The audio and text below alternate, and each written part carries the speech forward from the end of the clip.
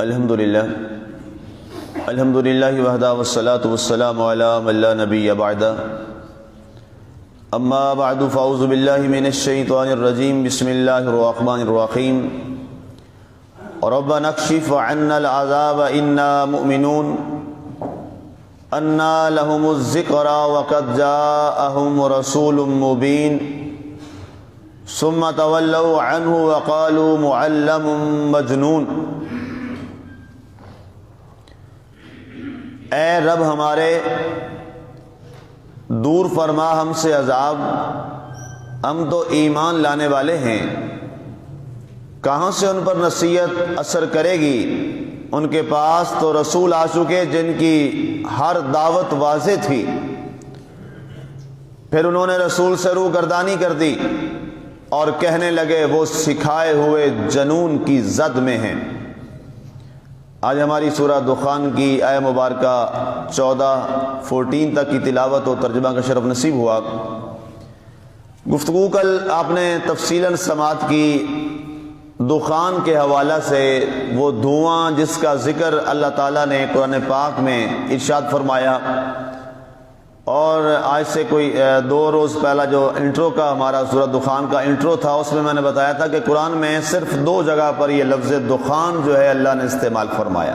ایک تو یہ سورہ دخان، اس کی آیہ مبارکہ 11 میں اللہ تعالیٰ نے 10 آیت مبارکہ میں، اور حامیم سجدہ جو ہے جو پہلے گزر چکی ہے اس کی تفسیر، اس کی آیہ مبارکہ نمبر 11 میں۔ اب جب انہوں نے یہ عذاب دیکھا تو بارگاہ مصطفیٰ صلی اللہ علیہ وآلہ وسلم میں آئے اور آ کے یہ کہنے لگے ربنا اکشف عنا العذاب انا مومنون۔ اے محمد صلی اللہ علیہ وآلہ وسلم، آپ اپنے رب سے کہیے کہ ہم سے اس عذاب کو دور کر دے، ہم ایمان لے آئیں گے۔ اب یہاں سے ایک بات بڑی واضح سمجھ آ جاتی ہے، وہ یہ ہے کہ کافر بھی اس بات کو، اس نظریے کو تسلیم کرتے تھے اور مانتے تھے کہ اللہ کے نبی کے پاس اتنا اختیار ہوتا ہے، وہ چاہے تو عذاب کو دور کر دے، چاہے تو کسی پر عذاب مسلط کر دے۔ سبحان اللہ، یہ کافر بھی جانتے تھے۔ آج کا اگر کوئی کلمہ گو اٹھے اور دین کا لبادہ بھی وہ پہن لے اور کہے یہ کہ حضور کے پاس اختیار نہیں ہے، اور نعوذ باللہ حضور ہمارے جیسے بشر ہیں، تو یہ تو کافر بھی مانتے تھے۔ یہ مانتے تھے تو آ کے حضور سے کہا تھا کہ ہم سے عذاب کو دور کر دے، کیونکہ ان کو پتہ تھا اس نبی کے پاس اتنا اختیار ہے، اگر اس نے کہہ دیا کہ عذاب دور ہو جائے تو اللہ عذاب دور فرما دے گا۔ اور دوسری بات، ابو جہل کا واقعہ جو آپ کو میں نے سنایا تھا 6-7 دن پہلے ایک درس کے اندر، وہ کنکریوں والا، اور اس کی شرط کیا تھی؟ اس نے آ کے یہ کہا، کنکریاں اس نے اپنے مٹھی میں دبائی ہوئی تھی، اور آ کے یہ کہا کہ اگر آپ نبی ہیں تو آپ بتائیں میری مٹھی میں کیا ہے۔ گویا ابو جہل جیسا شخص بھی یہ نظریہ اور عقیدہ رکھتا تھا کہ جو نبی ہوتا ہے اسے غیب کی خبر ہوتی ہے۔ اسی لیے تو اس نے آ کے جملہ بولا تھا کہ اگر آپ نبی ہیں تو آپ بتائیں میری مٹھی میں کیا ہے۔ تو پھر سرکار نے فرمایا کہ میری نبوت کا منصب یہ تو نہیں ہے کہ میں یہ بتاتا پھروں کہ تیری مٹھی میں کیا ہے، تم جو تیری مٹھی میں ہے وہ ان سے پوچھ کہ میں کیا ہوں، ان سے پوچھ میں کیا ہوں۔ پھر اس نے بتایا، اس نے پھر بتایا، ان کنکریوں نے بتایا اگرچہ ہم پتھر ہیں لیکن نشہد بأنک محمدا عبدہ ورسولہ، ہم گواہی دیتے ہیں کہ آپ اللہ کے رسول بھی ہیں، اللہ کے بندے بھی۔ تو یہ آج پتہ نہیں کہاں سے نظریات ہی آ گئے، سمجھ نہیں آتی، کہاں سے یہ مخاصمت آ گئی، کہاں سے یہ بے تکی گفتگو آ گئی۔ نبی کا کتنا اختیار ہے، نبی کا کیا علم ہے، نبی کتنا اختیار رکھتے ہیں، وہ کس طرح کے بشر ہیں، کیا بھونڈی حرکتیں ہیں یہ، کیا یہ بے ادبی اور گستاخی والی یہ باتیں ہیں۔ اور یہ تو کافروں کو بھی پتا تھا۔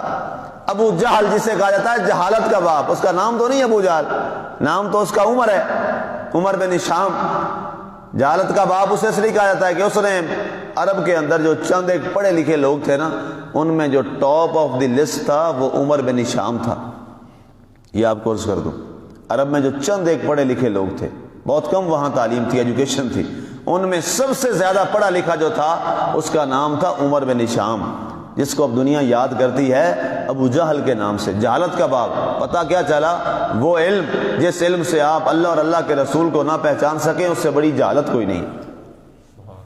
آج یہ لمحہ فکریہ ہے، آج بڑی بڑی ڈگریاں اور ٹاپ کرنے والے لوگ، اور قرآن کی ایک آیت اگر سامنے رکھ دی جائے کہ اس کا ترجمہ کر دیں، پہلی بات تو قرآن پڑھنا ہی نہیں آتا، پہلی بات ہے قرآن پڑھنا ہی نہیں آتا، ترجمہ تو بڑی دور کی بات ہے، اور اس کے بعد یہ پوچھ رہا ہے کہ جناب یہ جو آپ پڑھ رہے ہیں اس کا مطلب کیا ہے، تو پتہ ہی کوئی نہیں ہوتا۔ کیا فائدہ ایسی ڈگری کا؟ اس سے تو جہالت پھر بہتر تھی۔ بڑے بڑے ایوانوں میں بیٹھ کے اپنے آپ کو بڑے سویلائزڈ پرسنالٹی کہنے والے، اپنے آپ کو بڑے مہذب اور ایجوکیٹڈ کہنے والے، انہیں سرکار کا نام لینے کا طریقہ نہیں آتا، انہیں سرکار کے نام بولنے کا طریقہ نہیں آتا۔ ایک اس وقت شخص ہے، پہلی حکومتوں میں بڑے بڑے عہدوں پر وہ رہا ہے، منسٹر آف ایجوکیشن بھی رہا ہے، بڑے بڑے قریبی عہدوں پہ رہا ہے، اپنی یونیورسٹی بھی بنائی ہوئی ہے۔ ستم ظریفی یہ ہے، باہر بھی اپنی یونیورسٹی ہے فارن کنٹری میں، اور جناب اس کو حضور کے نام کے ساتھ جو درود پاک پڑھا جاتا ہے صلی اللہ علیہ وآلہ وسلم، اس نے 3 دفعہ پڑھا، اس کو پڑھنا نہیں آیا۔ استغفر اللہ الیاذ باللہ۔ یہ کوئی میں ہوا کی باتیں نہیں کر رہا، یہ آن دا ریکارڈ ٹی وی پہ میں نے سنا، میں کون سا اس سے ملتا ہوں یا ملا ہوں، ٹی وی پہ میں نے سنا، وہ کانفرنس سے کر رہا تھا، یہ کوئی 2 سال پرانی بات میں کر رہا ہوں۔ حضور کا نام لے رہا ہے اور اس کے بعد اس کو صلی اللہ علیہ وآلہ وسلم اس نے 3 دفعہ پڑھنے کی کوشش کی ہے، تینوں دفعہ غلط پڑھا، اور یونیورسٹی جی میری باہر، میں لوگوں کو تعلیم دیتا ہوں، تم تو ابھی خود ان پڑھ جاہل۔ اب یہ بڑی ستم ظریفی ہے، یہ آپ کو میں اس لیے درد روتا ہوں، یہ درد اور یہ مصائب اور مصیبتیں میں اپنے معاشرے میں دیکھتا ہوں۔ آج معاشرے کی گراوٹ کی وجہ اصل یہ ہے کہ جو اصل علم تھا اس علم کو ہی ہم نے چھوڑ دیا ہے، وہ علم ہی ہم نے چھوڑ دیا ہے۔ اور جناب یہ دینی علم و دنیاوی علم، بھئی علم دینی دنیاوی ہوتا ہی نہیں، علم کا نام ایک ہے ہی علم، اور علم سب سے پہلا علم کیا ہے؟ جہاں سے ہمیں پتہ چلا، ہر کالج یونیورسٹی اور سکول کے بعد لوگوں نے دھوکہ دینے کے لیے لکھا ہوتا ہے اقرأ بسم ربک الذی خلق، اور جس قرآن کی پہلی آیت ہے باہر تم نے چسپاں کی ہوئی ہے، اس کا علم تم نے اندر کتنا دے رکھا ہے، لوگوں کو دھوکہ دیتے ہو۔ ہر سکول، ہر کالج، ہر یونیورسٹی کے بعد آپ نے دیکھا ہوگا یہ آیت ضرور لکھی ہوتی ہے، اقرأ بسم ربک الذی خلق، اور ایک یہ لکھا ہوتا ہے قل رب زدنی علما۔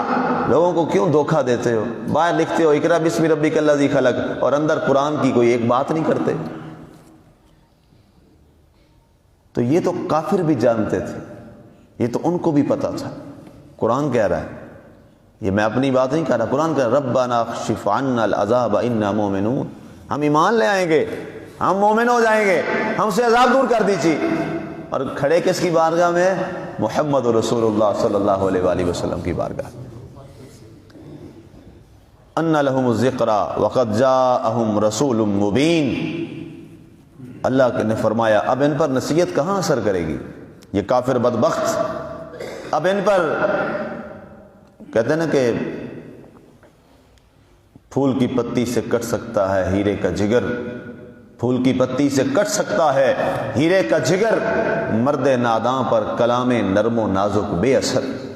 پھول کی پتی کتنی نازک ہوتی ہے، اس سے ہیرا اتنا سخت ہوتا ہے جس کو جناب شیشے سے کاٹا جاتا ہے، فرمایا اس سے پھول کی پتی سے وہ کٹ سکتا ہے، لیکن جو نادان اور بے عقل لوگ ہوتے ہیں ان پر کلام نرم و نازک بھی بے اثر رہتا ہے۔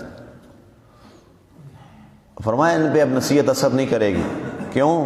وقد جاءہم رسول مبین، حالانکہ ان کے پاس ہمارے رسول آ گئے، بڑا واضح پیغام لے کے آ گئے، انہیں ایک ایک بات واضح کر کے دکھا دی ہے، اور اس کے باوجود یہ بدبخت لوگ اللہ اور اللہ کے رسول کے پیغام کی جانب اپنی ہٹ دھرمی کی بنیاد پر آنے سے قاصر۔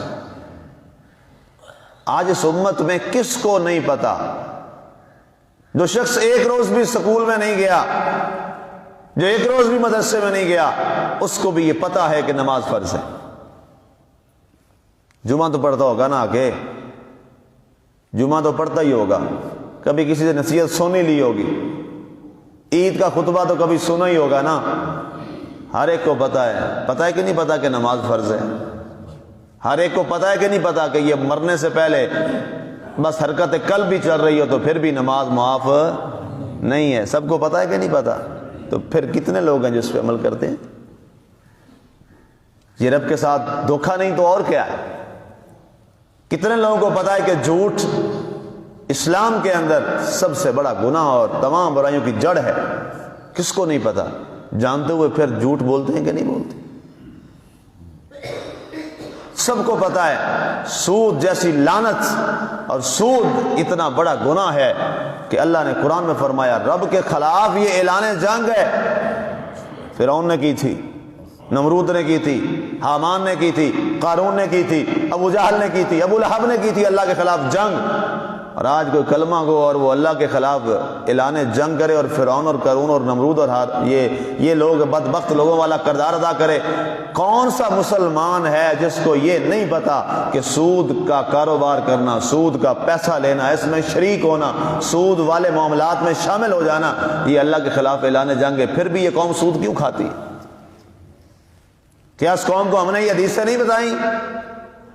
کتنے خطبوں میں نے یہ حدیث نہیں بیان کی؟ سرکار نے فرمایا تھا کہ سود کھانے والا ایسا ہے، اس کا چھوٹا گناہ یہ ہے کہ وہ اپنی ماں سے زنا کرتا ہے۔ یہ حدیثیں میں نے نہیں بتائی جمعے کے خطبوں میں آپ سب لوگوں کو؟ کتنے لوگوں نے یہاں ہزاروں کا مجمع سنتے نہیں ہیں، لیکن اس کے باوجود بھی سود کا کاروبار کیوں ہے؟ یہ رب کے ساتھ ظلم نہیں ہے؟ یہ رب کے خلاف اعلان جنگ نہیں ہے؟ یہ کافروں والا عمل ہے۔ تو فرمایا نے نصیحت اثر ہی نہیں کرتی۔ یاد رکھنا یہ قرآن قیامت تک کے لیے ہے۔ یہ قرآن صرف عرب کے کافروں کے بارے میں نازل نہیں ہوا، یہ قرآن قیامت تک کے ہر آنے والے مسلمان کے لیے بھی ہے، مومن کے لیے بھی ہے، مشرک کے لیے بھی ہے، کافر کے لیے بھی ہے، عیسائی کے لیے بھی ہے، یہودی کے لیے بھی ہے، ہندو اور سکھ اور بدھ مت کے لیے بھی ہے، پوری انسانیت کے لیے ہے۔ اس لیے کہ اللہ تعالیٰ نے اعلان فرما دیا تھا الحمدللہ رب العالمین وما ارسلناک الا رحمۃ للعالمین۔ جہاں ربوبیت ہوگی خدا کی وہاں مصطفیٰ کی مصطفائی، اور جہاں سرکار کی مصطفائیت ہوگی وہاں قرآن ہوگا کہ نہیں ہوگا؟ وہاں رب کا کلام بھی ہوگا۔ تو خدا را اس عالمگیر پیغام کو سمجھیے۔ فرمایا انہیں اس بات کا کوئی احساس نہیں ہے۔ ثم تولوا عنہ، کیا ظلم کیا؟ یہ ساری باتیں جاننے کے بعد پھر بھی منہ پھیر لیا۔ وقالوا معلم مجنون، اور جو تعلیم دے رہا تھا اس کو ہی تانے دینے شروع کر دیے، اسے ہی کہہ دیا کہ اس کو عقل نہیں۔ نعوذ باللہ، میں یہ لفظ نہیں بول سکتا حضور کے بارے، انہوں نے کہا کہ یہ ایک ایسا شخص ہے، معلم ہے، جس کو جنون کی کیفیت لاحق ہو چکی۔ آج ہمیں بھی لوگ کہتے ہیں نا مولویوں کو پتہ جان پڑھنے مولوی، ہم بھی کہتے ہیں مولویوں کو کیا پتہ ان کے پاس کون سی تعلیم ہوتی ہے۔ میں نے کہا جی آپ آ جائیں، آپ سنبھال لیں، کھلا ممبر پڑا، آ جائیں آپ، ایک خطبہ تو دے کے دکھائیں، لگ پتہ جائے گا، پتہ چلے جناب آئیں، ممبر خالی پڑا ہے، سب کے لیے دعوت عام ہے، جس کا دل کرتا ہے اگلا جمعہ پڑھائے جناب، خطبہ دے، آئے۔ مولوی ان پڑھ ہیں جی، اس لیے ہم ان پڑھ ہیں کیونکہ ہم سیدھی بات کرتے ہیں، ہم قرآن کی بات کرتے ہیں، وہ انہیں سوٹ نہیں کرتی، وہ ان کی طبیعتوں کے موافق نہیں ہوتی۔ تو یہ آج کی بات نہیں ہے۔ ہمارے استاد مکرم قبلہ مفتی صاحب رحمۃ اللہ علیہ تعالیٰ ایک جملہ فرمایا کرتے ہوتے تھے، بیٹا یہ یاد رکھنا، جس مسند کے لیے جا رہے ہو یا تو جاؤ نہیں، اگر جا رہے ہو تو ایک بات ذہن میں رکھنا، تم نبی کے مصلی کے وارث بننے جا رہے ہو، رسول اللہ صلی اللہ علیہ وسلم سے بڑی کوئی ذات نہیں ہے۔ لوگوں نے انہیں مجنون بھی کہا، لوگوں نے انہیں ساحر بھی کہا، میں ان کا ترجمہ نہیں کر رہا، دل نہیں کر رہا میرا، لوگوں نے انہیں نعوذ باللہ کیا کیا جملے بولے، وہ جملے تمہیں سننے پڑیں گے کیونکہ تم رسول کے مصلی پہ جا رہے ہو۔ جب رسول کو معافی نہیں اس قوم نے دی، لوگوں نے دی، تو تمہیں کون معافی دے گا؟ تو یہ آزمائش، لیکن آپ یہ فرماتے تھے، لیکن یہ بات ذہن میں رکھنا، اس راستے میں اگر تمہیں کبھی تمہاری آنکھ میں بھی تکلیف ہوگی اور تمہارے ہلکا سا کوئی پاؤں میں بھی تکلیف ہوگی، یا تمہارے ذہن کو بھی کوفت آئے گی، یا تمہارے دل پر بھی کبھی کوئی تکلیف گزرے گی، اس کے بدلے میں اللہ تمہیں جنت میں اجر ضرور عطا فرمائے گا، اللہ تمہیں اجر ضرور عطا فرمائے گا۔ بعض دفعہ بڑی تکلیف ہوتی ہے، ذہنی تکلیف ہوتی ہے، بڑی کوفت ہوتی ہے، بعض دفعہ انسان یہ فیصلہ کرنے میں مجبور ہو جاتا ہے کہ یار یہ شخص عام، ذرا یہ چھوڑ کے پھر یہ امامہ اتار کے ذرا پھر بات کریں نا ان سے. لیکن نہیں، استادوں کی وہ پھر نصیحت سامنے آ جاتی کہ نہیں، یہ راستہ ہی ایسا ہے. یہاں پر پھر حضور کی سنت والے معاملات ہوں گے اور برداشت کرنا ہوگا. اور فتح اینڈ پہ کس کی ہوگی؟ فتح حق کی ہوتی ہے. مسلمانوں آؤ آج یہ فیصلہ کریں کہ ہمیں اللہ اور اللہ کے رسول کے راستے پہ چلنا، اور وہ راستہ جو ہمیں قرآن واضح کر کے بتا رہا ہے. قرآن نے ایک ایک چیز کو واضح کیا ہے. اس کو نام قرآن نے کیا دیا؟ کتاب مبین. سبحان اللہ، کیا پیارا نام ہے، کتاب مبین. ہر چیز کو واضح کر دینے والی کتاب. اس نے کوئی اخفا نہیں چھوڑنا، کوئی چیزیں چھپا کے نہیں بیان کرنی، ایک ایک چیز واضح بیان کرے گی. اس کے بعد اگلا بڑا خوبصورت موضوع اسی پہ چل رہا ہے، کاشفو کے حوالہ سے. اس پہ انشاءاللہ پھر کل بات کریں گے. اللہ ہمیں عمل کی توفیق عطا فرمائے. آمین. وما علینا الا البلاغ.